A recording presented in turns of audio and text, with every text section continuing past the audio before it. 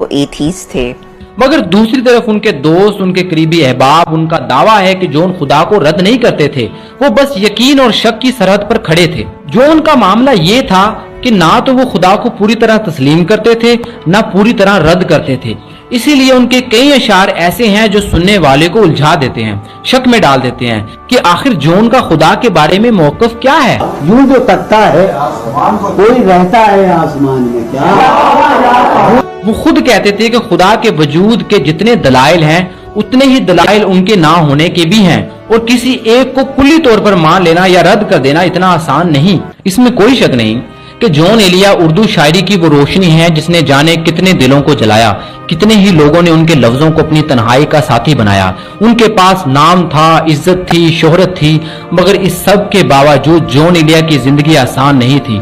बाहर से जो चमक दिखती थी उसके पीछे अंधेरे ही अंधेरे थे। जॉन अंदर से एक मुसलसल जंग लड़ रहे थे। बीमारी, तकलीफ, दिमाग पर सवालों का बोझ, दिल में तन्हाई। शराब पीते थे कि शायद कुछ लम्हे सब भुला सकें, मगर सवाल फिर भी पीछा नहीं छोड़ते थे। जॉन के करीबी दोस्त कैसर वजदी ने एक वाकया सुनाया। कहते हैं कि जिस घर में जॉन रहते थे वो बेच दिया गया। जॉन के हिस्से की रकम अभी मिली नहीं थी कि मकान खरीदने वाला बंदा आ धमका और बोला, 1 घंटे में मकान खाली करो। अब जॉन कहाँ जाते, क्या करते? वजदी साहब जॉन को लेकर निकले, किराए का मकान ढूंढने लगे। आखिरकार एक ऐसा मकान मिला जिसकी हालत भी खस्ता हाल थी और अंदर 2 बकरियां भी बंधी हुई थी। वजदी साहब ने कहा, यार इसमें बकरियां हैं, जॉन भाई कहाँ रहेंगे? मकान मालिक ने कंधे उचकाए, यही है, रहना है तो रहो वरना चले जाओ। जॉन भी उस वक्त मजबूर थे, जिसकी वजह से वो बकरियों वाला मकान ठिकाना बना। फिर शकील आदिलजादा ने कैसर वजदी को फोन किया कि जल्दी से जॉन एलिया साहब को उस जगह से निकालकर अनीक के घर ले जाओ। लेकिन किस्मत जॉन एलिया के साथ कहाँ थी। 2 दिन बाद कैसर वजदी को दोबारा फोन आता है कि जल्दी से जॉन एलिया के पास पहुंचो, नहीं तो अनीक जॉन एलिया की पिटाई लगा देगा। वजदी साहब भागम भाग वहां पहुंचे तो देखा जॉन एलिया अपनी कमर पर हाथ रखे मकान की तरफ देख रहे हैं और ऊपर से उनका बिस्तर नीचे फेंका जा रहा है। वजदी साहब हैरान हुए, जॉन को वापस उसी 2 बकरियों वाले मकान में ले आए। कुछ दिन बाद इंडिया से मुशायरे का दावतनामा आया, लेकिन जाने के लिए पैसे नहीं थे क्योंकि वजदी के पास भी कुछ नहीं था और जॉन के भी माशी हालात ठीक नहीं थे।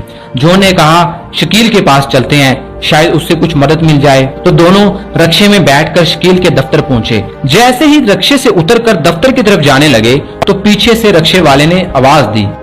तो उसने कहा, किधर जा रहा है, किराया कौन देगा? तो मैंने कहा, भाई अभी ऊपर से आकर किराया दे रहे हैं। तो कहने लगा, नहीं, एक आदमी जमानत पे इधर ही रुके। अब जॉन एलिया की हालत को देखते हुए उनको पैसे लेने तो भेजा नहीं जा सकता था।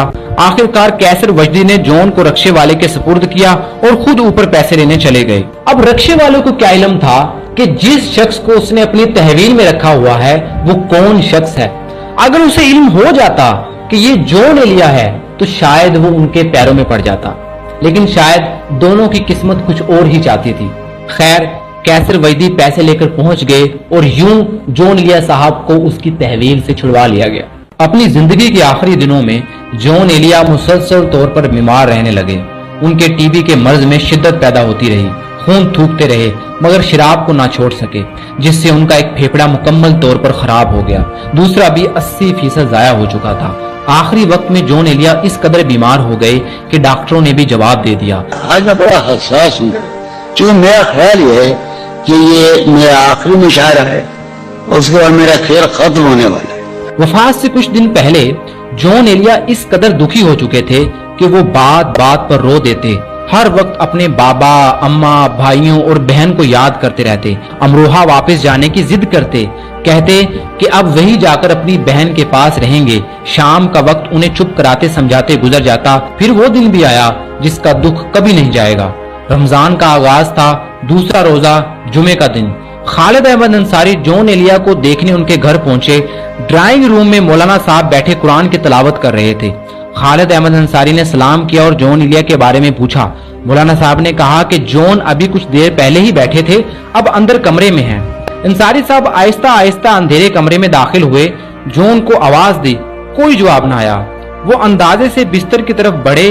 जॉन एलिया खामोश लेटे थे। अंसारी साहब ने आहिस्ता से पूछा कि जॉन भाई की तबीयत कैसी है।